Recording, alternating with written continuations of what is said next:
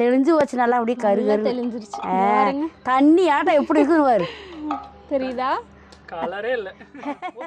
இப்படி சளிச்சாத்தான் பருப்புல கல்லு வராது. கையுறதுக்கே நல்லா இருக்கு. கொழுங்க செம்மண்ணு கோலப்பொடி போடுறாங்க. அந்த கோலப்பொடி ஏட்டம் இப்படித்தான் போடுவாங்க. அது சளிச்சுதான் போடுறாங்க ஊருக்குள்ள. சவுண்ட பாருங்க. நல்லா சலன் அப்படியே கலர் கலரா விளைஞ்சிருக்கு. சிவப்பு கலர் அன்னைக்கு காட்டல பாத்துக்கங்க. சிவப்பு நாங்களே அதுக்கப்புறம் உரிச்சோம். அப்புறம் தான் பார்த்தோம் ஃபுல்லா சிவப்பு இருந்தது. ஆமா, இது கருப்பு அன்னைக்கு பாத்திருப்பீங்க. இதுல வந்து பாத்தீங்கன்னா 2 வீட்டுக்காரரு. அப்பா சடமுட எப்படி வரையிருவாரு. நீ ஒரு தட்டத்து நிறைய வறுத்து வச்சினாலும் ஒரு போடுவேன்.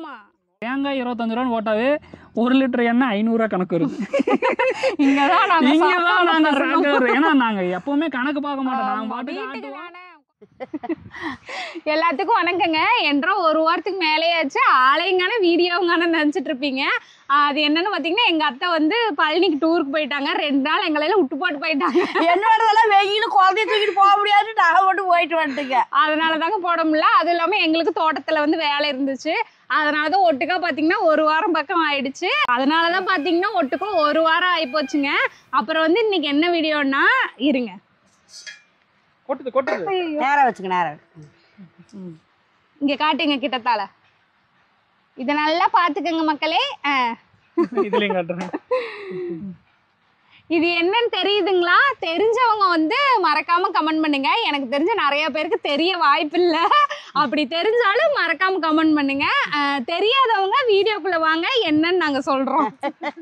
ஃபர்ஸ்ட் பாத்தீங்கன்னா இத வந்து நம்ம நல்லா குளிப்பாட்டிக்கலாங்க. அதான் இப்ப பண்ண போறோம். ஆமா, சோப்பெல்லாம் தேவையில்லை.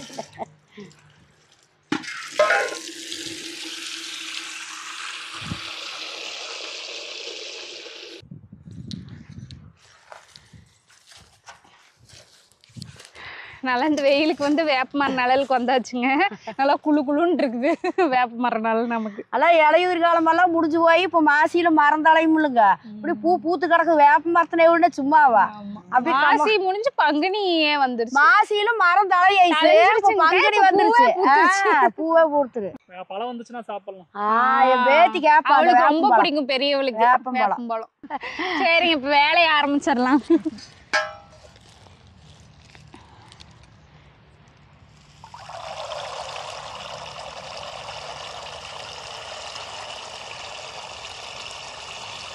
சவுண்ட பாருங்க.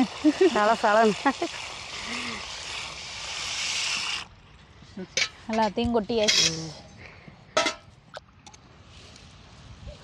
நல்ல பருப்பெல்லாம் அடி போயிருச்சு.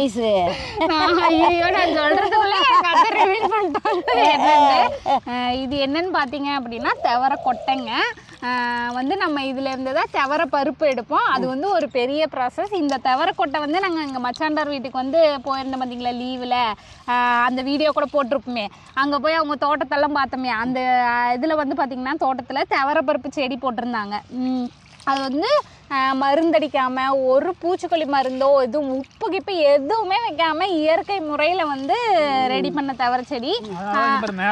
ஆமா, இங்க பாருங்க அந்த மருந்தடிக்காம எல்லாம் பூச்சி தின்ன பருப்பெல்லாம் பாருங்க மேல அப்படியே இருக்குது. இதெல்லாம் பாத்தீங்கன்னா இயற்கை முறையில பண்றங்காட்டி தான் இந்த மாதிரி எல்லாம் நமக்கு கிடைக்குது வருது. கடையில எல்லாம் வாங்கினா இந்த மாதிரி ஒரு பருப்பு கூட பார்க்க முடியாது. மருந்தடிச்சிருந்த ஐஸ் நல்ல பருப்பாயிருக்கு. நல்ல பருப்பாயிருக்கு. எவ்வளவு பருப்பு நமக்கு இதாயிருச்சு. மருந்தடிக்காதனால நல்ல பருப்பு பாதிக்கல.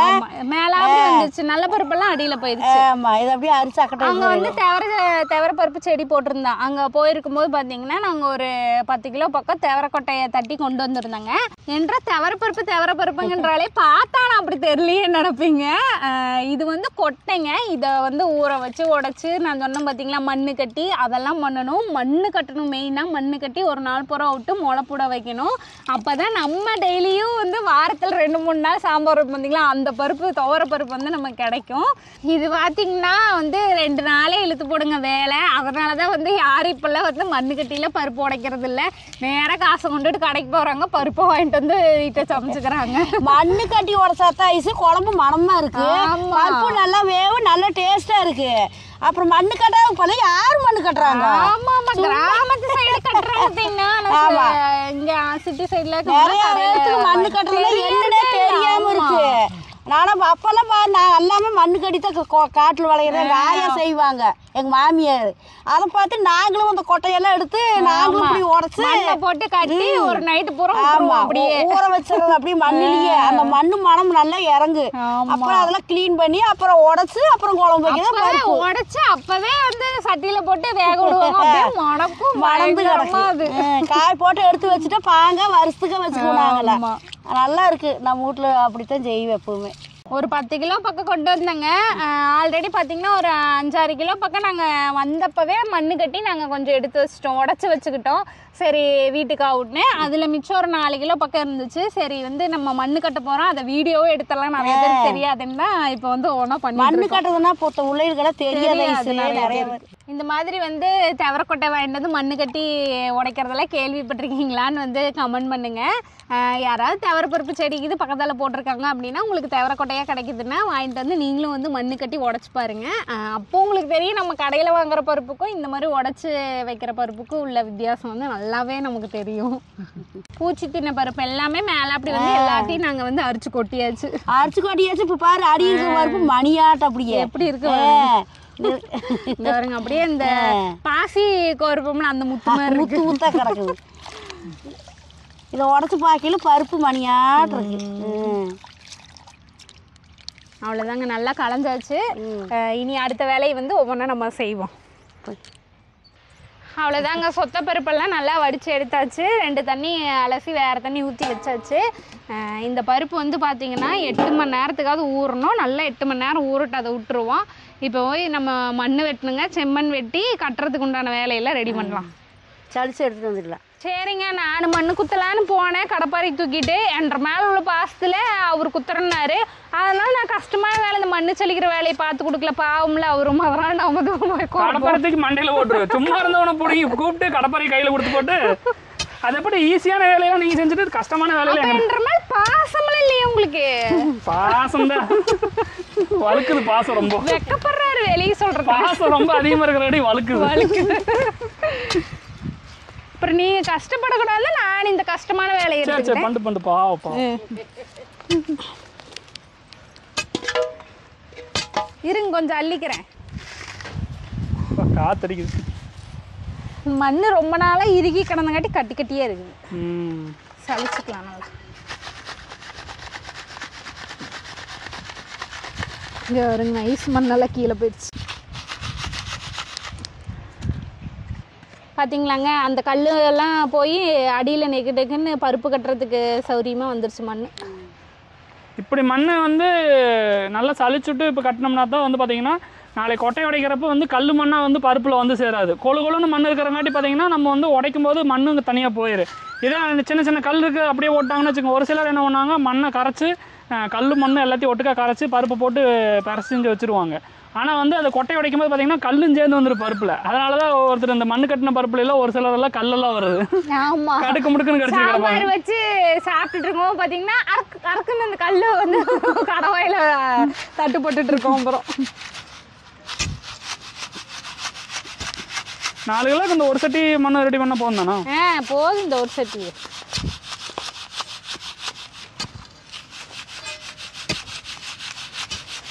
அப்போல்லாம் விளையாட்டுக்கு மண் எடுத்து இந்த மாதிரி சலிச்சுட்டு விளையாடிட்டு இருப்போம். பேசிட்டே ஒரு கட்டி உள்ள போட்டேன். அந்த கட்டி யார் வாய்க்கு வர போகுதுன்னு தெரியல. கவலைப்படாதீங்க, உங்கள் வயிற்று தான் வரும். சாம்பார் ஒரு கண்டி ஊற்றும் போது அந்த கல்லை எடுத்து உங்கள் சாம்பாரில் போட்டுறேன். அதான் சோத்துல கல்லான்னு ஒரு வீடியோ பண்ணோம்ல, அந்த மாதிரி தான். இல்லைன்னா காலா நான் கூட செம்மண்ணு கட்டின்னு நினைச்சேன். எப்படி காலுக்கு எங்க காலுக்கு மண்ணுக்கு வித்தியாசம் தெரியும் இருக்குது லைஸ் அப்படின்னு நானு. ஆமா, அது வேணும் நெசம் தான். நான் செக்கச்சவைன்னு இருக்கிறேன்ல, அதனால என் ரூட்டுக்காருக்கு வித்தியாசம் தெரியல. நான் கூட என்னமோ செம்மண்ணு கட்டி அங்க இருக்க மாட்டேன்னு நினைச்சிட்டேன். தங்க கட்டி. தங்க கட்டி நானே சொல்லிக்கிறேன். இந்த மண்ணு வாசத்துக்கே திங்களானே இருக்குது எனக்கு. பள்ளி வாயில ஓட்டுக்கோ. சின்ன வயசுல தின்றுக்கேன். எங்க அம்மாக்கு தெரியும். மண்ணா கட்டி திம்பாங்க. காட்டுல உழவு ஓட்டி போட்டிருப்பாங்க. இப்பெல்லாம் அதையும் இதையும் போற பாய்க்கு ஆறு அப்பெல்லாம் செவத்து மண்ணை குறைஞ்சு போய் மாசமா இருக்கிறவங்களே அந்த ஓரக்கல்லு செம்மண் கட்டி கட்டியும் மரமா இருக்கிற மண்ணெல்லாம் எடுத்து வாங்கி போட்டு ஐஸ் ஒருவேளை ஐஸ் அவங்க அம்மா மாசமா இருக்கும்போது மண்ணு செம்மண்ணு தின்னு தான் உனக்கு செவச்சவனு எடுத்துட்டு நல்லா எண்ணெயெல்லாம் குங்குமப்பூ பப்பாளி பழமா சாப்பிட்டியாமா? குங்குமப்பூ இல்ல பப்பாளி பழம். சரி இதுன்னு பப்பாளி பழம். பப்பாளி பழம் தின்னு தான் என்னை கொல்றதுக்கு பிளான் பண்ணிருந்தாங்க. நானும் நீ எத்தனை வளர்ந்தனாலும் வெளியே வந்துட்டேன். சேராது. எங்க அம்மா வந்து ரைஸ் போட்டு எரியலான்னு தான் பப்பாளி பழம் தின்றுக்கிறாங்க. அம்மாய் சொல்லிச்சு, அத்தனையும் சொல்லிடுச்சு என்கிட்ட. அதுதான் அம்மாய் சொல்லிச்சு என்கிட்ட. அம்மா வந்து உன்னை போட்டு தரலாம் தான் பப்பாளி பழம் தின்னா. அத்தைக்கு உங்களை பத்தி தெரியல, வயிற்றுக்குள்ள இருக்கும்போதே நீங்க எப்படி ஆளுன்னு பெருமையா தாங்க சொல்றேன். தெரியுது நல்லா பெருமையா சொல்றேன். வருங்கால டைரக்டர் வந்து வயிற்றுக்குள்ளே கொல்ல பார்த்துருக்கீங்க. வயிற்றுக்குள்ளே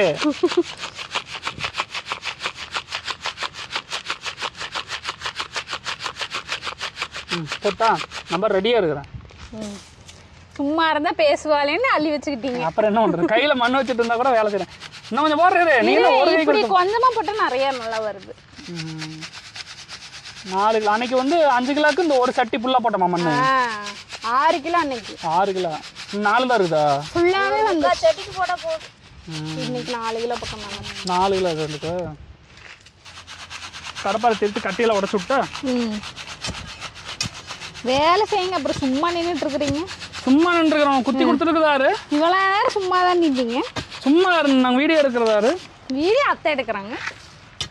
அடாடாடாடா உங்களாம் வாயை கொடுத்து ஜெயிக்க முடியுமா?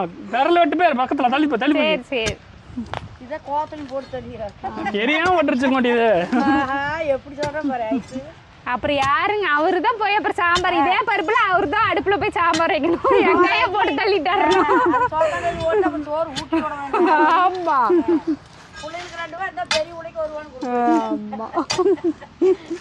ஒருத்துக்கலாம் என்ன போய் இந்த குல்லான்னு ஒன்று இருக்கு தெரியுமா உனக்கு? குல்லாவா? தலைக்கு போடுற குல்லாவா? அந்த குல்லா இல்ல, இந்த குல்லான்னு சொல்லுவாங்க. துளியூன்னு இருக்கும், இந்த மண்ணுக்குள்ள குழி ஓட்டுருக்கு. சுல்லான் தான் எனக்கு தெரியும். குல்லாலாம் சுல்லான்னு இல்ல, இந்த குல்லாம்பாங்க. அட துளி வேலை இருக்கு, இந்த ரவுண்ட் ரவுண்டா குழியாட்டு இருக்கு. அது என்ன அது பேரு? குல்லாம்பூச்சி தான் சொல்றானு. அப்புறம் எங்க அம்மா அதுக்குள்ள தெரியாதுங்களாங்க. எக்ஸ்பிளனேஷன் அந்த அளவெல்லாம் சொல்லி சொல்லுவாங்க. புது ட்ரெஸ் காலுக்குள்ள மண் உழுவுது. காத்து வேற மறுக்க பண்றவர் இல்லைங்க, கீழே உதறி விட்டாங்க. கீழே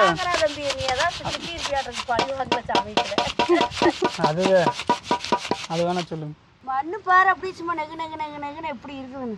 இப்படி சளிச்சாத்தான் பருப்புல கல்லு வராது. நல்லா இருக்கு. கொழுங்க செம்மண்ணு கோலப்பொடி போடுறாங்க. அந்த கோலப்பொடி ஏட்டம் இப்படித்தான் போடுவாங்க. அது சளிச்சுதான் போடாறாங்க ஊருக்குள்ள. நல்லா இருக்கு. நீ ஆத்துல எல்லாம் காத்துல போகுது. நல்லா இருக்குங்க. நீங்க கை விட்டு பாருங்க, கொஞ்ச நேரம் விளையாடிட்டு இருப்பீங்க. விட்டு பாருங்க. என்ன சொன்னாருலங்க பாருங்க, கை விட்டா பாருங்க எப்படி இருக்குது. கடற்கரை மணலாட்டு இருக்குது. போதுமே, இன்னும் கொஞ்சம் போட்டுக்கலாமா? ஏமா கொஞ்சம் போடணுமா போதுமா? ஒரு இது சளிச்சுடு போதும். பக்கமா ஆயிடுச்சு. 4 கிலோக்கு அப்புறம் பத்தாது.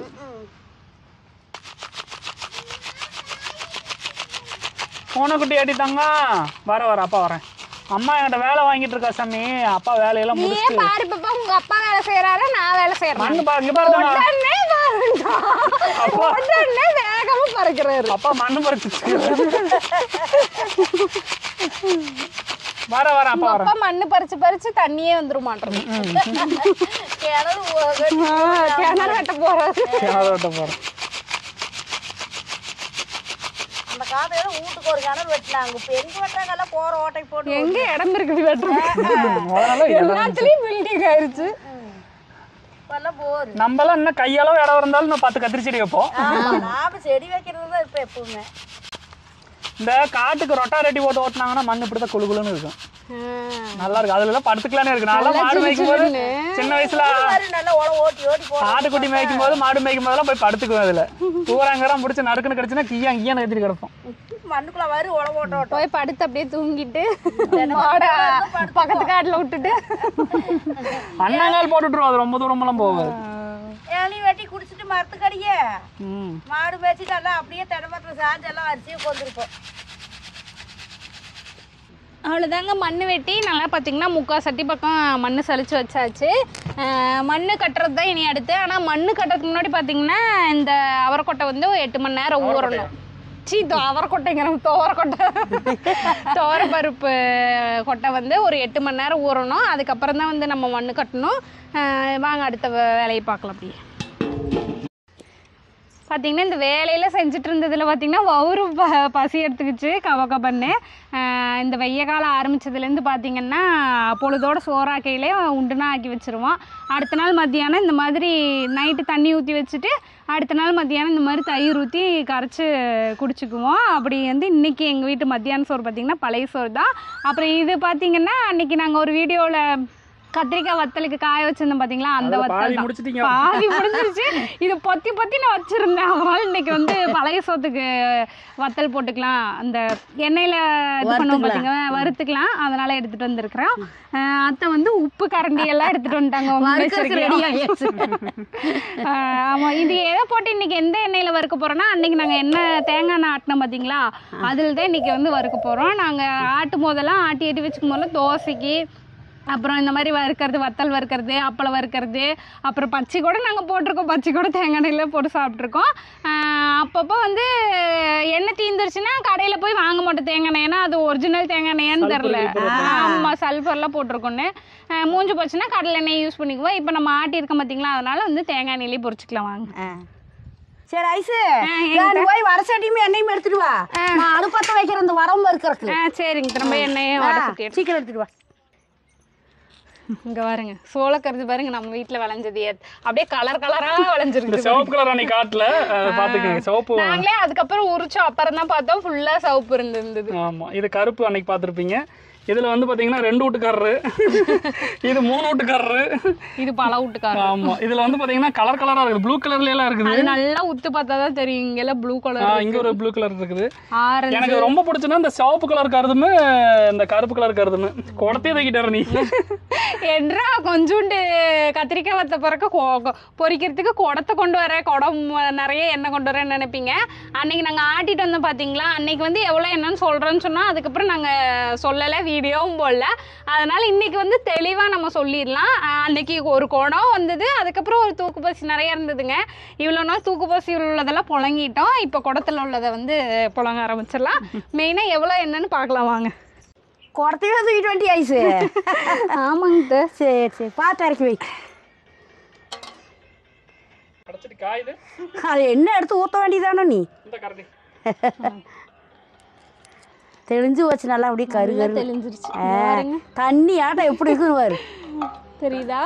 கலரே இல்லை. கம்மியாக ஊற்று சமைக்க. ஊற்று.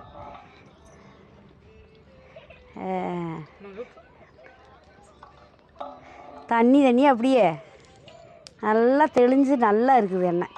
கண்ணாடி ஆட்டம் போதுமாங்க. போதும் பாப்பா, வேணா கூட ஊற்றிக்கலாம். போதும். இருங்க, அங்க நிழலுக்கு போயிடலாம். ஏன்னா வெயில் ரொம்ப எடுத்து வச்சு. இது என்ன உங்களுக்கு பச்சை மிளகாயும் வறுக்கணுமா? ஆமா, பச்சை மிளகாய் எனக்கு 4 பச்சை மிளகாய் வேணும். பச்சை மிளகாயினாத்த என் பையனுக்கு பழைய சோறே உள்ள போகும். ஆமா, இந்த இதெல்லாம் யாருக்கு வேணும்? நீங்க சொல்லுங்க. அதெல்லாம் காரமா வைக்க கூடாது கத்திரிக்காயில. ஊட்டி விட்டுருவாங்க வாயில. அதோட ஐசு வறுக்கலாம் கொண்டா. என்னங்க பச்சை மிளகாய் கையோட பொரிச்சு கொடுத்துருங்க அத்தைக்கு.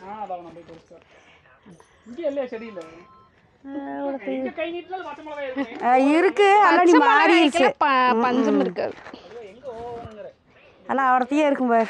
போடலாமா? என்ன காஞ்சி வச்சு போடுங்க. அது வார ஒரு குத்தா உரைச்சிட்டு வருது ஒருத்தருக்கு. என்ன இவ்வளவு? அடுத்த நாள் அப்புறம் வீட்டுல இருக்க மாட்டீங்க. போட வேணும். பச்சை மிளகாய் கொடுங்க, நான் 2 பொழந்து தரேன், கத்தியில அரிஞ்சு தரேன், நீங்க அதை போடுங்க. எங்க அப்பா சடமுட எப்படி பொறிடுவாரு. ஒட்டுக்கா போடாப்புல ஒன்னா போடுவாங்க. எப்படி கலரா மாறுது மணக்குது பாத்தீங்களா? மொறு அப்பளமான பொரியுது. இங்கே காட்டுங்க. பார்த்தீங்களா மக்களே, எங்கள் தோட்டத்து தேங்காயில் ஆட்டின தேங்காய் எண்ணெயில் எங்கள் தோட்டத்துலேருந்து பறித்த கத்திரிக்காயில் வந்து நாங்கள் வத்தல் போட்டு நாங்கள் சாப்பிட்றோம். எங்கள் வீட்டு கரண்டியில், எங்கள் வீட்டு அடுப்பில், எங்கள் வீட்டு வடச்சட்டியில், எங்கள் வீட்டு அடுப்பில் தான் நெருப்புறோம். பக்கத்து வீட்டு அடுப்புலேயே எங்கள் வீட்டு பச்சை மிளகாய் விட்டுடியே. ஐயோ, பச்சை மிளகாய் விட்டுடி ஐசு. ஆமாம், இது மறந்துட்டு பாருங்க. எங்கள் வீட்டு தோட்டத்து பச்சை மிளகாயே இப்போ வந்து எங்கள் வீட்டு தேங்காய் எண்ணெயில் பொறிக்க போகிறோம். எங்கள் வீட்டு கருகளை பார்த்துக்கோங்க நீங்கள். அம்மா விட்டு வத்தல் நல்லா இருக்கும். அம்மா விட்டு 2 நிமிஷத்துல கருகிக்கே இருப்பாங்க.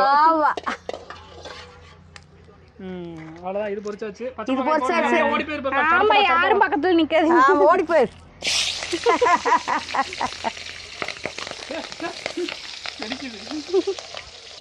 இதுக்கு தான் நான் 2 காய் பொரிச்சு சேர்த்து போதுமாப்பா. பச்சை மிளகா அந்த வெயிலுக்கெல்லாம் இல்ல 4 காய் தான் வருது. அதுலயும் 4 காய் எத்தனை இருக்குது? 4 ஆமா. என்ன நாங்க ஒரு 3 எடுத்துக்குவோம். நீ ஒரு தட்டத்து நிறைய வறுத்து வச்சினாலும் ஒரு முறை போடுவேன். ஆமா, மிளகாய்ங்கிறதுல என்னை விட்டு ஆளே கிடையாது. யாராவது இருந்தீங்கன்னா கமெண்ட் பண்ணுங்க. அவரை விட்டு ஆளே கிடையாது, அவரே சொல்றாரு. அவ்வளவுதாங்க, வத்தல் பொரிச்சாச்சு. நீ கரைக்க வேண்டியதான். சரி, நான் சோறு கரைக்கிறேன். தேங்காய் பத்தி ஏதோ சொல்லணும்னு சொல்லி. ஆமாங்க டீச்சர், நாங்க சொல்லிட்டு இருக்கிறோம். சரி, கரண்டி எடுத்துக்கலாம். முதல்ல எங்கள் அண்ணையை பற்றி சொல்லணும். இங்கே பாருங்க எவ்வளோ சுத்தமாக இருக்குன்னு. இது வந்து எந்த சல்ஃபர் போட்டு காய வச்சதோ இல்லை எந்த கலப்படமும் கிடையாது. அதான் வீடியோவில் பார்த்துருப்பாங்க. ஆமாம், நீங்கள் தான் வீடியோ பார்த்துருப்பீங்கல்ல. இங்கே பாருங்க, காட்டுறேன் உங்களுக்கு. காட்டுறதுக்காகவே இந்த கண்ணாடி டம்ளரை தேடி பிடிச்சி எடுத்துகிட்டு வந்தேன். தண்ணி மாதிரியே நீட்டாக எப்படி இருக்குங்க. எல்லாம் வரப்பருப்பு இருந்து இப்படித்தான் ஒரு ஐஸ் தண்ணி சுத்தமாக இருக்கும். அந்த இளம் பாகாவளியெல்லாம் இளம் போடுறாங்கல்ல, அதைத்தான் அதையும் இதையும் போட்டு எடுக்கிறாங்க. அது தெரியக்கூடாதுன்னு தாங்க அந்த சல்ஃபரை போட்டுடுறாங்க. ஆமாம், தண்ணியாட்டம் வந்து பாருங்க. சுத்தமான பருப்பு மட்டும் வேற எதுவுமே கிடையாது. நம்ம காய் எந்த இதுவும் போடாம ஆட்டினது. இங்க பாருங்க, கண்ணாடியாட்டு இருக்குது தண்ணி. நீங்க கடையில பாக்குற எண்ணெய்க்கும் எங்க எண்ணெய்க்கும் வித்தியாசமே இருக்காது. இங்க பாருங்க எவ்வளவு கிளியரா இருக்கு பாருங்க. அது அதையும் இதையும் போட்டு வெள்ளை வர்றாங்க. நம்ம சும்மா வரப்பருப்பு ஆட்டி எண்ணெய் வெள்ளையே இருக்கு. இப்படி கண்ணாடி இங்க இதுல காட்டுங்க, தெரியுது. அடுத்து அந்தெல்லாம் ஐஸ் இருக்கிறது தெரியுது அப்படியே. வா, மணக்குது. இதுதான் சுத்தமான தேங்காய் எண்ணெய். நாங்களே ஆட்டின தேங்காய் நாங்க ஆட்டல. ஆனா காய வச்சதெல்லாம் சுத்தமா காய வச்சு விடணும். நாங்க சொன்னோம் இல்லைங்களா, அங்க கழுவுறது அதெல்லாமே இந்த மாதிரி வந்து தெளிவா என்ன வரணும் அப்படிங்கறதுக்காக தான். சரி வாங்க, அந்த நோட்ல கணக்கு எழுதி வச்சிருக்கீங்களே சொல்லிடலாம். எவ்வளவு காட்டணும், எவ்வளவு வருது என்னெல்லாம். சரி சொல்லுவோமா? சொல்லாங்க. இது வந்து பார்த்தீங்கன்னா பருப்பு வந்து நாங்கள் நிறையா காய வச்சோம்.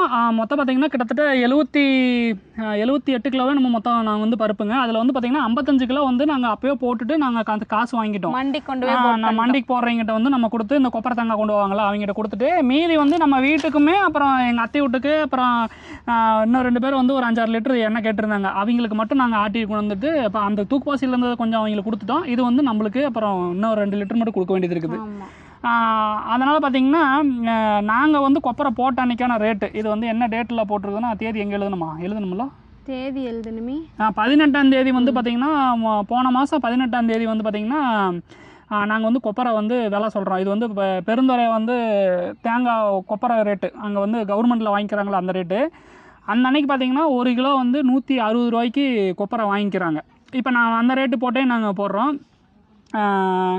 1 கிலோ இப்போ கொப்பரைனா காஞ்ச தேங்காய்ங்க. 1 கிலோ காஞ்ச தேங்காய்க்கு வந்து 10 பச்சை தேங்காயிலிருந்து 12 பச்சை தேங்காய் சைஸை பொறுத்து வரும்னு வச்சுக்கோங்களேன். நல்லா பெரும்பெட்டாக இருந்துச்சுன்னா உங்களுக்கு 10 காயிலே முடிஞ்சிடும். 10 காயிலே முடிஞ்சிடும். இல்லை கொஞ்சம் சிறுவிட்டாக இருந்துச்சுன்னா உங்களுக்கு ஒரு 12 தேங்காய் வரும். இப்போ நம்மகிட்ட வந்து 10லேருந்து 12 காய்ங்க ஆவரேஜாக நீங்கள் கணக்கு வச்சுக்கணும். 1 கிலோ அப்படின்னா ஒரு 10லேருந்து 12 காய் வந்து தேங்காய் வேணும் கொப்பரை. ஒரு கிலோ காஞ்ச தேங்காய் வர்றதுக்கு பச்சை தேங்காயை நம்ம உடைச்சோம்னா அது வந்து பார்த்திங்கன்னா ஒரு தேங்காய் பச்சை தேங்காய் வந்து பார்த்திங்கன்னா இன்றைக்கி ரேட்டு வந்து பார்த்திங்கன்னா 28 ரூபா வரைக்கும் போகுது. 20 ரூபாயிலிருந்து 28 ரூபா. நாங்கள் வந்து பச்சை தேங்காயும் கொஞ்சம் கொடுத்துருந்தோம். அந்த அன்னைக்கு பார்த்திங்கன்னா 25 ரூபாய்க்கு போய்ட்டு இருந்துச்சு, 20 ரூபாய்க்கு போய்ட்டு இருந்துச்சு. இன்றைக்கெலாம் ரேட்டு கூட ஆயிடுச்சு. 1 கிலோ கொப்பரை 10 தேங்காய் வந்து நம்ம காயப்பட்டோம்னா தான் 1 கிலோ கொப்பரை வருதுங்களா, காஞ்ச தேங்காய். அந்த 1 கிலோ கொப்பரைக்கு வந்து பார்த்தீங்கன்னா 450 ml-லிருந்து 600 ml வரைக்கும், அதாவது என்ன இது எம்எல்லாம் மில்லி லிட்டரு, அரை லிட்டருக்கு கொஞ்சம் கம்மியிலிருந்து 600 ml வரைக்கும் வந்து 1 கிலோ கொப்பரைக்கு வரும். அது பருப்பு பொறுத்து, நல்லா பருப்பு மொத்தமாக இருக்குதுன்னா உங்களுக்கு எண்ணெய் கொஞ்சம் சேர்ந்து 1 கிலோ நம்ம கொப்பரை காஞ்ச கொப்பரையை கொண்டு போய் ஆட்டுறோம், 1 கிலோ இருக்கு 1 லிட்டர் வரும் அப்படி இல்லைங்க. 1 கிலோ கொப்பரையை கொண்டு போய் ஆட்டினா நமக்கு வந்து 450 மில்லி லிட்டர்லேருந்து 600 மில்லி லிட்டர் வரைக்கும் கொப்பரையை பொறுத்து அவரேஜாக வருங்க. அப்போ வந்து 1 கிலோ, அப்போ வந்து பார்த்தீங்கன்னா 1 லிட்டரு நம்ம எண்ணெய் ஆட்டோம்னா ஆவரேஜாக வந்து 2 கிலோ நம்மளுக்கு காஞ்ச பருப்பு வேணும். அப்போ கணக்குக்கு பார்த்தீங்கன்னா 2 கிலோ பருப்புக்கு நம்ம வந்து இப்போ 1 கிலோ பருப்புக்கு 10 தேங்காய், பச்சை தேங்காய்ங்களா, அப்போ 2 கிலோ பருப்புக்கு 20 தேங்காய். நீங்கள் தேங்காய் 25 ரூபான்னு போட்டாவே 1 லிட்டர் எண்ணெய் 500 ரூபா கணக்கு வருது. இங்கே தான் நாங்கள் ஏன்னா நாங்கள் எப்பவுமே கணக்கு பார்க்க மாட்டோம், நாங்கள் வீட்டுக்கு தானே கொஞ்சத்தை கொடுத்துட்டு நாங்கள் வீட்டுக்கு ஆட்டி வச்சுக்குவோம். விற்கிறது அந்த மாதிரிலாம் கேட்டாங்கன்னா நாங்கள் வந்து பருப்பு மிஞ்சி போனால் வச்சுக்க, பருப்பு தான் வந்து நம்ம வெளியே கொத்தைக்கும் முடிச்சிருக்கிற தென்னை மரம். அப்புறம் அதிலிருந்து பருப்பு வந்து பார்த்தீங்கன்னா அப்படியே நம்ம அமுச்சு விட்ருவோம். ஆனால் எங்களுக்கு ஆட்டும்போது நீங்கள் கணக்கு போட்டு பார்த்தது தான் அப்படியே ஷாக் ஆயிடுச்சு.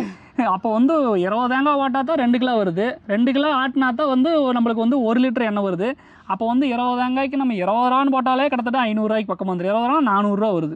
எப்படி நம்ம 200 ரூபா 220 ரூபாய்க்கு எண்ணெய் வைக்கிறாங்கிறது எனக்கு இன்னும் தெரியும்.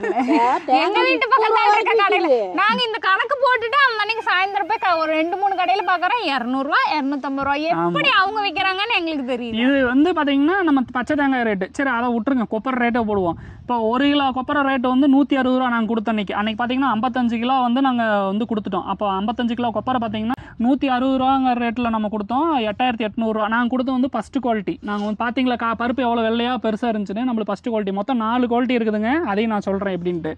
நாங்கள் வந்து பார்த்தீங்கன்னா 55 கிலோ வந்து 8800 ரூபாய்க்கு நாங்கள் கொடுத்துட்டோம். மீதி இருந்து 22 கிலோ தான் எங்களுக்கு காட்டினோம். அதில் வந்து பார்த்தீங்கன்னா 13 கிலோ எண்ணெய் வந்துச்சு. 1 கிலோ எண்ணெய்ன்னு பார்த்தீங்கன்னா 1 லிட்டரு 100 மில்லி லிட்டர் வரும். அதாவது 1 லிட்டர் போக ஒரு 100 மில்லி லிட்டர் வரும். அப்போ 13 கிலோனா ஒரு 14 லிட்டரு 14.5 லிட்டரு அப்படி வரும்னு வச்சுக்கோங்களேன்.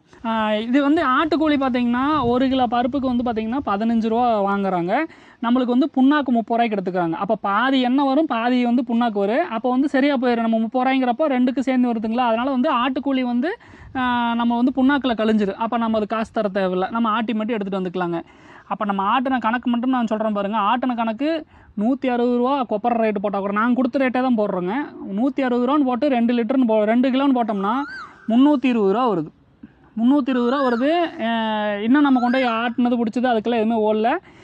இது போக வந்து பார்த்தீங்கன்னா விற்கிறீங்கிறத சொல்கிறேன், எங்களுக்கே 320 ரூபா வருது. இது போக ஆமா, இது வந்து நம்ம வீட்டு கணக்கு தான் சொல்றோம். இது போக விக்கிறாங்க பாத்தீங்களா, அவங்களுக்கு என்னென்ன அவங்க சேர்ப்பாங்க, இதுக்கு அவங்களுக்கு செலவு வரும், அதை சொல்றேன். அதை வந்து பாத்தீங்கன்னா பாட்டில் போடுவாங்க, ஒரு வாட்டர் பாட்டில் போடுவாங்க அந்த எண்ணெய் 1 லிட்டர் ஊற்றுறதுக்கு. அப்புறம் ஸ்டிக்கரு பேக்கிங் போடுவாங்க, டப்பா கப்பாலாம் மேலே வச்சு மூடுறதுக்கு. அப்புறம் வந்து கொரியர் அனுப்புவாங்க. அது போக இது இவ்வளோ வேலை செய்யறதுக்கு அவங்களுக்கு ப்ராஃபிட் இந்த இவ்வளோ இருக்குது. இவ்வளவும் சேர்ந்து 320 ரூபா மேலே சேரு. அப்போ கணக்கு பார்த்தீங்கன்னா பாட்டில் ஒரு 5 ரூபாய்ன்னு வச்சுக்கோங்க. ஸ்டிக்கர் பேக்கிங் ஒரு 3 ரூபா 4 ரூபா வருமா, மேலேயே வரும். நம்ம என்ன கணக்கு போடுறோம், கொரியருக்கு வருங்க. அது போக ப்ராஃபிட். இப்போ ப்ராஃபிட்லாம் 1 லிட்டருக்கு 30 ரூபா 40 ரூபாய்க்கு வைக்கலீங்கன்னா வேலைக்கே ப்ராஃபிட்டே இல்லை. அப்போ இதுவே ஒரு 30 ரூபா வந்துருச்சுன்னா கூட இது ஒரு 320 ரூபானா 350 ரூபாய்க்கு கம்மியாக அன்னைக்கு விலைக்கு கொடுக்க முடியாது. ஆனால் இன்னைக்கு ஒரு விலை இருக்குது. நான் இன்னைக்கு விலை சொல்கிறேன் பாருங்க, ஷாக்காகுவீங்க. இதெல்லாம் இது வந்து ஒரு 30 ரூபான்னு ஓட்டால் கூட முதல், அதாவது இந்த பருப்பு போய் ஆட்டிட்டு வந்தது பார்த்தீங்கன்னா 320 ரூபா. அப்போ வந்து பார்த்தீங்கன்னா 350 ரூபா 1 லிட்டர்லாம் கொடுக்க முடியாது. கடலெண்ணெய் விலை அதிகமாக இருக்குது இன்றைக்கி ரேட்டுக்குங்க. இதுலேயே பாருங்கள் நான் சொல்கிறேன். இதில் பார்த்தீங்கன்னா பருப்பில் வந்து மொத்தம் பார்த்தீங்கன்னா 4 வெரைட்டி இருக்குதுங்க. முதல் பருப்பு பார்த்தீங்கன்னா ஃபஸ்ட்டு குவாலிட்டி. இப்போ நாம் பார்த்தோம் பார்த்தீங்களா, நல்லா வெள்ளையாக இருக்குது, நல்லா பருப்பு குணுக்குன்னு இருக்குது. அது வந்து ஃபஸ்ட்டு குவாலிட்டிங்க. அது வந்து பார்த்தீங்கன்னா இன்றைக்கி ரேட்டு, இப்போ இன்றைக்கி மார்க்கெட் ரேட்டு இப்போ தான் ஃபோன் பண்ணி கேட்டுட்டு நான் எழுதிட்டு தான் நான் இந்த வீடியோ எடுக்கிறோம். ஏன்னா ஒவ்வொரு நாள் ஒவ்வொரு ரேட்டு. நீங்கள் 100 ரூபாய்க்கு பருப்பு தகாலம் இருக்குது. இப்போ இன்றைக்கி வரலாறு சாதனை படைச்சிருக்கு 178 ரூபா இன்றைக்கி 1 கிலோ பருப்புங்க. இன்றைக்கி 1 கிலோ இது வந்து 1 கிலோ பருப்பு வந்து 178 ரூபா ஃபஸ்ட்டு குவாலிட்டிங்க. அடுத்து வந்து சுருக்கு குவாலிட்டின்னு ஒன்று இருக்குது. அதுலேயே வந்து பருப்பெல்லாம் கொஞ்சம் சுருங்கி போன மாதிரி இருக்குது. ஆனால் வெள்ளையாக தான் இருக்குது. ஆனால் அந்த பருப்பு கொஞ்சம் சுண்டி போன மாதிரி இருக்குது. அது வந்து பார்த்திங்கன்னா 160 ரூபாய்க்கு எடுத்துக்கிறாங்க. அடுத்து வந்து பார்த்திங்கன்னா வெள்ளை இலசு. இப்போ வந்து பார்த்திங்கன்னா இளந்தேங்காயாக உடச்சிருப்பாங்க. அந்த இளந்தேங்காயெல்லாம் பார்த்திங்கன்னா சன்னமாக இருக்குது, ரொம்ப வெள்ளையாக தான் இருக்குது அந்த பருப்புமே. அது வந்து பார்த்திங்கன்னா 140 ரூபாய்க்கு எடுத்துக்கிறாங்க கிலோ. அடுத்து வந்து பார்த்திங்கன்னா மட்டம் அழுவுக்காய். அழுவுக்காய்னா அந்த ஃபங்கஸ் வந்து கருகருன்னு ஆகி போனது, ரொம்ப மட்ட குவாலிட்டி, அது ஆகவே ஆகாது பார்க்குறதுக்கு. அதுவே வந்து பார்த்திங்கன்னா 120 ரூபாயிலிருந்து 130 ரூபாய்க்கு மார்க்கெட் ரேட்டில் எடுத்துக்கிறாங்க. இப்போ நீங்கள் கணக்கு மட்டம் அழுவுக்காய் வாங்கி போட்டோம்னாவே 130 ரூபான்னு வைங்க, அது 2 கிலோ போடுறோம்னா 260 ரூபா மட்டம் அலுவலுக்கே வருது. அப்போ இங்கே கொடுக்குறதே 250 ரூபாய்க்கு கொடுக்குறாங்க அந்த மட்ட அளவில் ஆட்டினா கூட. ஆனால் அந்த மட்ட அளவுலாம் ஆட்டினோம்னா எண்ணெய் வந்து இப்போ நம்மள அந்த புளி கலரில் தான் வரும், இவ்வளோ வெள்ளையெல்லாம் வரவே வராது. அதுதாங்க குவாலிட்டிக்கு தகுந்தது தான் இது. ஆனால் இந்த கடைசி இருக்கிறதுலே ஆகாத குவாலிட்டி அப்படிங்கிற குவாலிட்டியில். ஆனால் மட்ட அளவில் வந்து பார்த்திங்கன்னா இந்த எண்ணெய் வந்து இந்த சோப்பு செய்யறதுக்கு தான் வாங்கிட்டு போவாங்க அப்படிம்பாங்க. இந்த சோப்பெல்லாம் செய்கிறாங்க, சோப்புக்கு வாங்கிட்டு போவாங்க. அதோட ரேட்டு போட்டு பார்த்தாலே நம்மளுக்கு வந்து பார்த்திங்கன்னா 260 ரூபா வருது இது மட்டுமே, எண்ணெய் வந்து வர்றது மட்டுமே. ஆனால் இதிலிருந்து எப்படி கம்மியாக கொடுக்குறாங்கிறத எனக்கு தெரிய மாட்டேங்குது. இதுதான் எனக்கு ரொம்ப பெரிய குழப்பம்.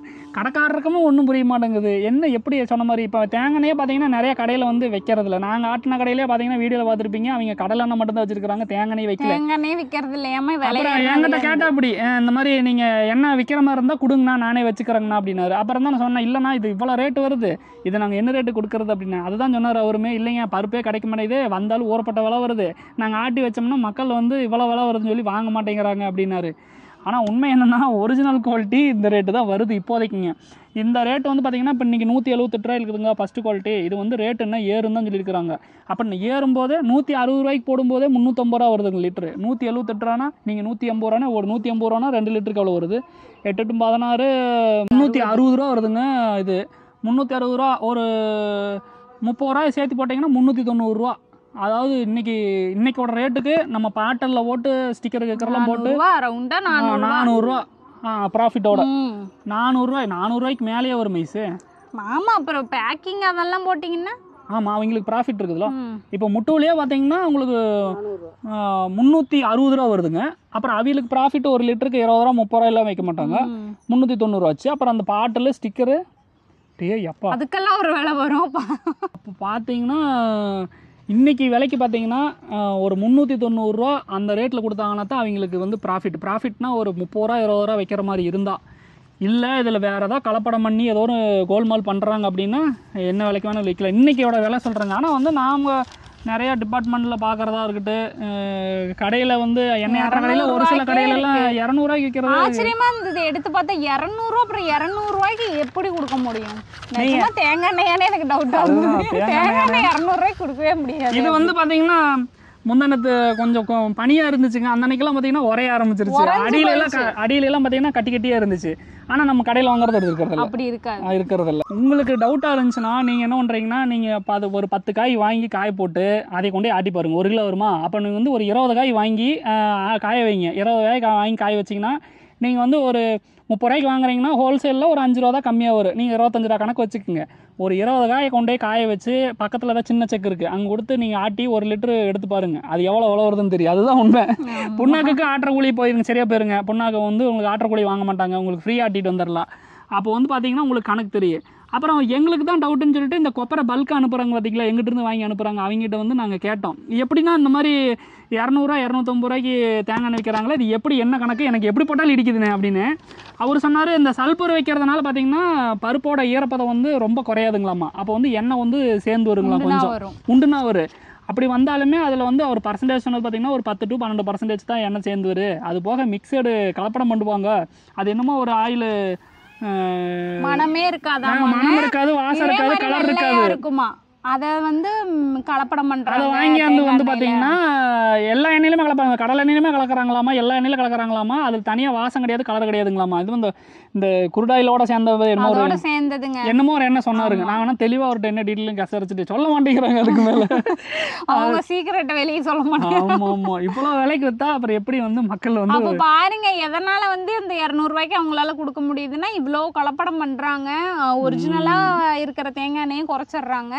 அந்த கலப்படத்தை கொண்டு வந்துடுறதுனால அவங்களால ஈஸியாக அந்த விலைக்கு வந்து விற்க முடியுது 200 ரூபாய்க்கு. ஆனால் மக்கள் வந்து அது ஒரிஜினலு, நான் செக்கில் ஆட்டினது அந்த இதில் ஆட்டினதுன்னு ஒரிஜினலும் கொடுத்துட்றாங்க. மக்களும் வாங்கி நம்பி யூஸ் பண்ணிட்டு இருக்காங்க. விலை மெயினாக வந்து நீங்கள் கணக்கு போட்டு பாருங்கள். இல்லைன்னா நீங்கள் எங்கே என்ன வாங்கினாலும் சரிங்க. நாங்கள் ஏன் இவ்வளோ தெளிவாக சொல்கிறோன்னா எங்களுக்கே ஷாக்காயிருச்சு. ஏன்னா இவ்வளோலாம் எடுத்து நாங்கள் சொல்ல வேண்டியதே இல்லை. நாங்கள் எடுத்து பார்த்துட்டு 400 ரூபா வந்திருக்குது, நம்ம காயாக வாங்கி போட்டோம்னா 500 ரூபா கணக்கு காட்டுச்சு. இதில் ஷாக்காயிட்டு தான் என்ன இப்படி பித்தலாட்டம் பண்ணுறாங்களே அப்படின்னு சொல்லி போட்டு தான் சரி ஒரு வீடியோவில் சொல்லிடலாம் அப்படின்னு சொல்லி அதுக்காகவே வெயிட் பண்ணிட்டு இருந்தோம். சரி இதை பற்றி சொல்லிடலாம் அப்படின்னு சொல்லிட்டு நாங்களுமே வந்து முதல்ல எல்லாம் எங்கள் அப்பா இருக்கும்போதெல்லாம் ஆட்டி கொண்டு போய் பார்த்தீங்கன்னா இங்கே எங்கள் பக்கத்தில் குமராவளையும் அந்த பவானி பக்கமெல்லாம் கொண்டு போய் விற்போங்க. எங்கள் அப்பா இருக்கும்போதெல்லாம் கொண்டு போய் குடத்துல அந்த சில்வர் குடம் ஒன்று இருக்குமே, ஞாபகம் இருக்குதாம்மா, அந்த குடத்துல ஆட்டி கொண்டு போய் விற்போம். இப்போல்லாம் ஒன்றும் பண்ணுறதுக்கு இல்லை. அதனால தான் வந்து பார்த்தீங்கன்னா இவ்வளோ ஆட்டி வெட்டியாக போயிட்டு என்ன பண்ணுறது சொல்லி போட்டு தான் நாங்கள் கொப்பரையாக வந்து 55 கிலோ போட்டல. இந்த 55 கிலோ ஆட்டி இருந்தால் கிட்டத்தட்ட வந்திருக்காது ஒரு 4 கூட 5 கூட எண்ணெய் வந்திருக்கு. அப்புறம் அவ்வளோ ஆட்டி என்ன பண்ணுறது, நம்ம கொடுக்க முடியாது போயிட்டேன்னு சொல்லி போட்டு தான் நாங்கள் கொண்டு அப்படி போட்டுறது. கொடுக்கறதுக்கு மாடா இருக்குது. இது தெரிஞ்சவங்க வாங்கிக்கிறாங்க. இப்போ நம்ம கிட்டே ஒரு சிலர் வாங்குறாங்க, அவங்க தெரிஞ்சவங்க. அவங்க எங்க வீட்டுக்கு வச்சுக்கிட்டது போக இங்க பக்கத்துல 2-3 பேர் எங்க கிட்ட தான் வாங்கிக்குவாங்க. ஏன்னா இந்த மாதிரி இயற்கையான முறையிலன்றனால எவ்வளவு நாள் சொன்னாலும் அவங்க வாங்கிக்குவாங்க. அந்த 4-5 பேருக்கு வந்து தெரியுது நம்ம எப்படி பண்றோம் என்ன பிடிக்கிறோன்னு தெரியுது, நம்பி அவங்க இது நல்ல இயற்கை முறை தான் தெரிஞ்சு வாங்கிக்குவாங்க.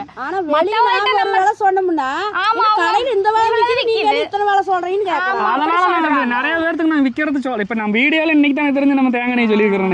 நிறைய பேருக்கு நாங்க சொல்றதே இல்லைங்க விற்கிறதே. ஏன்னா அவங்க சங்கடப்படுறாங்க, என்னடா இப்படி வருது அப்படின்ட்டு.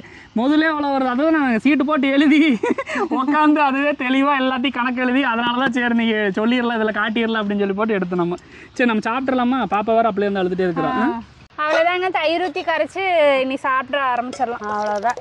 தயிர் கிண்ணத்துல இருக்கிற சும்மா அப்படியே குழு இருக்குது ஐஸ் தயிர் பானையில. தயிர் வேற ஜில்லுன்னு இருக்குது அப்படியே தயிர். ஆனா பிடிக்காது தெரியுமா, இப்படியே வச்சிருந்தேன் 2 நாளைக்கு நான் பிடிக்காது. அதுக்கு தான் நம்ம வாங்கினதே. இது குருணாசாமி வாயில் வாங்கின உப்புச்சாடி தானே, அழகா இருக்குது. தயிர் சாப்பாட்டுக்கு இந்த கத்திரிக்காய் வத்தலுக்குமே பச்சை மிளகா இதுக்கும் சூப்பரா இருக்கு. உப்பு கொஞ்சோண்டு போடுங்க. தண்ணி அதிகமாக போச்சோம் போட்டா போடுங்க போதும். கரைசா ஊற்றிக்கலாங்களா?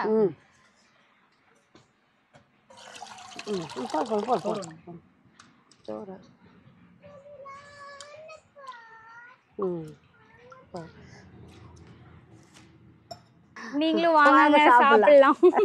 வெயிலுக்கு நல்லா குளு குளுன்னு பழைய சோறு சாப்பிடலாம். தென்னை மரத்தை எவ்வளோக்குங்க சும்மா எல்லாம் கரைச்சி கூட அதுங்க வச்சு ஜம்முனுக்கு வந்து சாப்பிட்றது சூப்பராக இருக்கும். இந்த வெயில் குழம்பே தின்னோம்னா வயிறெல்லாம் எரியற மாதிரி சூப்பராக இருக்குது. பச்சை மிளகாய் எடுக்காத. பச்சை மிளகாய் தான் எடுப்பேன் நான். பச்சை மிளகாய் நீங்க பாருங்க வயிறு சொல்லுதுன்னு அவனை தூக்கிட்டோம். ஆமா, எடுக்காதீங்கன்னா எடுப்பீங்களா நீங்க? எடுன்னு சொல்லியிருந்தீங்கன்னா எடுத்துருக்க மாட்டேன். பச்சை மிளகாய் எடுத்துக்கா. நீ எடுக்க மாட்டோம். காரமா இருக்குதுல்ல, சூப்பரா இருக்குது. தேங்காய் எண்ணெயில உரைச்சது எப்படி இருக்குன்னு சொல்லிருங்க. ஏன்னா நம்மளுக்கு நம்ம சாப்பிட்டே இருக்கிற தெரிவிக்காது. அந்த அளவுக்குலாம் டிஃபரெண்டா தெரியல, நல்லா இருக்குது. ஒரு சிலருக்கு பிடிக்கலன்னா கலந்து கடலெண்ணெயில கூட கலந்துக்கலாங்க. தேங்காய் கல்லெண்ணெய் கலந்து வச்சு குழம்புக்கு ஊத்திக்கலாம். ஆனா ஃபர்ஸ்ட் சாப்பிடறதுக்கு ஒரு மாதிரி இருக்குன்னு சாப்பிட நீங்க வெறும் தேங்காயிலேயே கடைசியில பண்ணிக்குவீங்க. நீங்க சாப்பிட ஆரம்பிச்சீங்கன்னா அது உங்களுக்கு ஒரு மாதிரி இருக்கும். கேரளாக்காரங்களா பூரா தேங்காய். ஆமாங்க, கத்திரிக்காய் வத்தல் எடுத்து கத்திரிக்காய் எப்பெல்லாம் கிடக்கு தெரியல போட்டு வச்சுக்கலாம். ஐசாப்பா பாரு போட்டு வைக்க முடியும் கம்முன்னு போச்சு எல்லாத்துக்கு. முறுக்கு மாதிரி செம்ம டேஸ்ட்.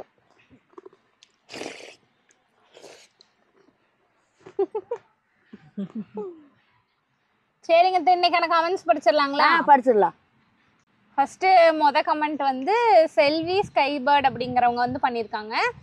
சிஸ்டர், என் பையனுக்கு 11 வயசு ஆகுது, என் பொண்ணுக்கு 4 வயசு ஆகுது. அவங்க 2 பேரும் ஃபோன் பார்க்க மாட்டாங்க. ஆனால் நான் உங்கள் வீடியோ பார்த்தேன்னா அவங்க 2 பேரும் என் பக்கத்தில் வந்து படுத்துக்கிட்டு உங்கள் வீடியோவை பார்ப்பாங்க. நீங்கள் லாஸ்ட்டாக வீடியோ முடிக்கல பாய் சொல்லுவீங்கல்ல, என் பொண்ணும் பையனும் உங்களுக்கு பாய் சொல்லுவாங்க. சிஸ்டர், நாங்கள் சென்னையில் இருக்கோம், இங்கே செடியெல்லாம் அவ்வளவா பார்க்க முடியாது.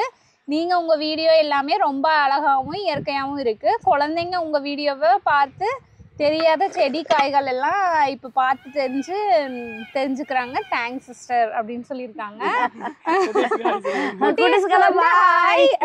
பேரு சொல்லலை, அதனால தெரியல. 2 பேருக்குமே தம்பிக்கும் ஹாய், பாப்பாக்கும் ஹாய். எங்க வீடியோல என்ன உங்களுக்கு புரியுதுன்னு பாக்குறீங்கன்னு தெரியல, ஆனா ரொம்ப சந்தோஷமா இருக்கு. அது குழந்தைய பாக்குறங்கிற முடி ரொம்ப சந்தோஷமா இருக்கு. ஆமா, நிறைய பேர் நாங்க வெளிய போறப்பெல்லாம் பெரியவங்க வந்து பேசுவாங்க, குழந்தைங்களும் வந்து பேசுவாங்க. ஒரு சொல்லுவாங்க, உங்களை பார்த்து நாங்க சோறெல்லாம் குழந்தைகளுக்கு கொடுத்து ஊட்டுவோம் அப்படின்னு, உங்க வீடியோ காமிச்சு விட்டுறோம் அப்படின்னு சொல்லுவாங்க. அந்த விதமா கிடையாது. ரொம்ப ரொம்ப நன்றிங்க. சொன்ன மாதிரி செடியெல்லாம் நிறைய வச்சு நீங்களும் வந்து கத்துக்கங்க, எப்படி வளர்க்கறது, எப்படி காய் வருது நமக்கு, அதெல்லாம் வந்து நீங்களும் உங்க குட்டீஸ்க்கெல்லாம் சொல்லி கொடுத்து நீங்களும் வந்து கத்து கொடுங்க. உங்களுக்கு ரொம்ப சந்தோஷம் உங்க கமெண்ட் படிச்சு. அடுத்த கமெண்ட் போயிடலாங்க. அடுத்து வந்து குமார் அப்படின்றவர் பண்ணியிருக்காங்க. நல்ல குடும்பம், உங்கள் வீடியோ பார்க்கும்போது சொந்தங்களை பார்க்க போகிற மாதிரி இருக்குது. வாழ்கிறதே சந்தோஷமாக இருக்கத்தான், அது நிறைய பேர் வெளியே தேடிட்டு இருக்காங்க. இது பார்க்கும்போது ஒரு சந்தோஷம். Always be happy, thank you for your family அப்படின்னு கொடுத்துருக்காங்க. ரொம்ப சந்தோஷங்க. எங்களை பார்க்கும்போது உங்கள் சொந்தக்காரங்களை பார்க்குற மாதிரி இருக்குன்னு சொல்கிறது வந்து ரொம்பவே ரொம்ப சந்தோஷமா இருக்கு, மகிழ்ச்சியா இருக்கு மனசுக்கு. கண்டிப்பா நாம எல்லாமே ஒரே சொந்தம் தான், அதுல வந்து எந்த இதுவும் இல்லை. கண்டிப்பா வாழ்க்கை வந்து சந்தோஷமா வாழதாங்க, நீங்களும் வந்து சந்தோஷமா வாழுங்க. அடுத்த கமெண்ட் போயிடலாங்க. நீலினி ஷாலினிங்கிறவங்க வந்து அனுப்பிச்சிருக்காங்க. ஹே அண்ணா, அண்ணி அண்ட் அம்மா, ரீசெண்டாக தான் உங்கள் சேனல் பார்க்க ஆரம்பித்தேன், அடிக்டே ஆகிட்டேன். நோட்டிஃபிகேஷன் வந்ததும் பார்த்துடுவேன். சீரியஸாக சொல்கிறேன், எனக்கும் இப்படி இருக்கணும்னு தான் ஆசை. கண்டிப்பாக கொஞ்ச நாள் போனதுக்கப்புறம் நானும் நேட்டிவ்ல இதே மாதிரி ஒரு லைஃப் வாழணும்னு நினைக்கிறேன். செம்மையாக இருக்குது. யூ ஆர் சோ லக்கி அண்ணி அப்படின்னு நினச்சிருக்காங்க. பரவாயில்ல, நீங்கள் இயற்கையாக வாழணும்னு ஆசைப்படுறீங்க. நீங்கள் சொல்கிற பார்க்குறப்ப எங்களுக்கு இன்னும் சந்தோஷமா இருக்குது. இப்போ பக்கமாக தான் நம்ம வீடியோ பார்க்க ஆரம்பிச்சு அடிக்டே ஆகிட்டாங்களா? ரொம்ப நன்றி, நீங்க கேக்குறதுக்கு ரொம்ப சந்தோஷமா இருக்கு. ஆமாங்க, நீங்களும் நீங்க ஆசைப்படுற மாதிரி உங்க நேட்டிவ்க்கு போய் வாழணும் அப்படின்னு நாங்க வந்து வேண்டிக்கிறோம். நாங்க வாழ்த்துறோம், நீங்க அதே மாதிரி சந்தோஷமா வாழுங்க. ஆமா. அடுத்த கமெண்ட் போயிடலாங்க. கோகிலா பிகேடி அப்படிங்கிறவங்க அமைச்சிருக்காங்க. சூப்பர் சிஸ்டர், உங்களை பார்க்கும்போது என் உடன் பிறந்த சகோதரி போன்ற உணர்வு. உங்க வீடியோ பார்த்தாலே எவ்வளவு கஷ்டம் இருந்தாலும் அதை மறந்து சிரிக்கிறேன். ரொம்ப நன்றி சிஸ்டர். இப்படிக்கு உங்களுள் ஒருவராய் வாழ ஆசைப்படும் உங்கள் தோழி. கண்டிப்பாங்க, நம்ம 2 பேரும் அக்கா தங்கச்சின்னு வச்சுக்கோங்களேன். நீங்க பெரியவங்களா சின்னவங்களான்னு தெரியல. சின்னவங்கன்னா தங்கச்சி, பெரியவங்களா இருந்தா அக்கா, அதான் சின்னவங்கன்னா தங்கச்சி. ஒரே சொல்லிக்கலாம். அதெல்லாம் என்ன, ஒரு நல்ல நட்பு, அவ்வளவுதான். நீங்க அப்படி சொல்லியிருக்கிறது வந்து எனக்கு ரொம்ப சந்தோஷமா இருக்கு. அப்புறம் வந்து எவ்வளவு கஷ்டம் இருந்தாலும் நம்ம வீடியோ பார்த்து சிரிக்கிறேன்னு சொல்லியிருக்காங்க. நீங்க சிரிக்கிறன்னு சொன்னோடனே எனக்கு ரொம்ப சந்தோஷமா இருக்குது. நாங்களும் 4 பேர்த்து சிரிக்க வைக்கத்தான் நாங்களும் எதோ பண்ணிட்டு இருக்கோம். நீங்க சிரிச்சீங்கன்னாவே குடும்பத்துக்கு ரொம்ப உடம்புக்கு நல்லது. நம்மள மாதிரியே வாழணும்னு ஆசைப்படுறாங்க இவங்களும். கண்டிப்பா அதே மாதிரி நீங்களும் வாழணும்னு வேண்டிக்கிறோம் நாங்க. அடுத்த கமெண்ட் போலாங்க. சுகுணா ஜீசஸ் அப்படிங்கிறவங்க அமைச்சிருக்காங்க. உங்க வீடியோ மிகவும் அருமையாக உள்ளது. எங்களுக்கு விதைகள் கிடைக்குமா? உங்க தோட்டம் நன்றாக உள்ளது. அம்மா, நீங்க ரொம்ப அழகாக இருக்கிறீங்க அப்படி போட்டிருக்காங்க. சொல்லிருங்க, அழகா இருக்கிறதா நீ சொல்ல முடியும். எனக்கு ஒரு வாய் உடம்புலாம் பிள்ளைகளும் பார்த்து அழகுன்னு சொல்லாம பரவாயில்ல. வயசான நீ என்ன அழகா இருக்கு, உங்களுக்கு என்ன குறைச்சல் இருக்கிறீங்க. அப்ப பொண்ணு பார்க்க வந்தப்ப வெக்கப்பட்டு இருந்தீங்களா?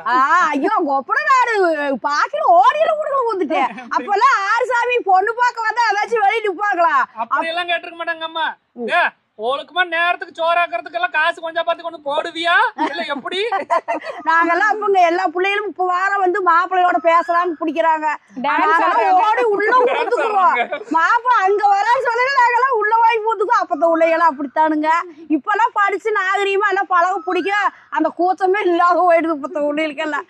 அப்பெல்லாம் எங்களுக்கு ஒரு பயம் வச்சுக்கல. அது என்னன்னு கூச்சன்னு கூட சொல்ல முடியல.